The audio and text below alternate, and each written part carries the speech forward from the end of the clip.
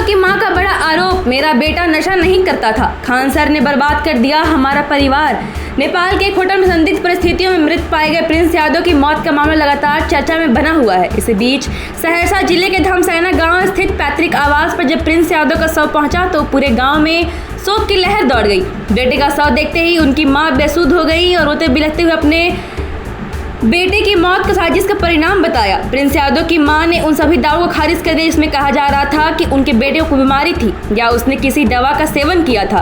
उन्होंने स्पष्ट शब्दों में कहा कि उनका बेटा पूरी तरह स्वस्थ था और किसी प्रकार का नशा नहीं करता था। उन्होंने भावुक होकर कहा कि मेरा बेटा ना तो शराब पीता था ना ही किसी तरह का नशा करता था, बेटे को किसी तरह की कोई बीमारी भी नहीं थी।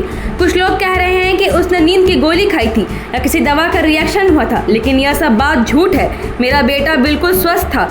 बेटे को खोने का दर्द बयान करते हुए प्रिंस यादव की मां ने कहा कि उनके बेटे की मौत सामान्य नहीं है। उन्होंने आरोप लगाया कि दुश्मन के कारण उनके बेटे को उनसे छीन लिया गया।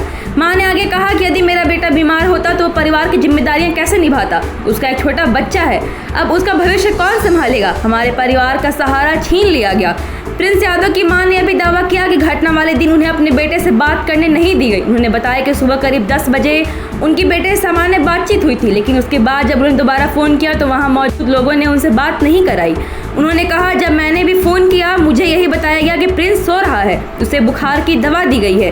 दोपहर के बाद से मुझे उसे बिल्कुल बात नहीं करने दी गई। बार बार यही कहा जा रहा था कि वह सो रहा है और जागने पर बात कराई जाएगी।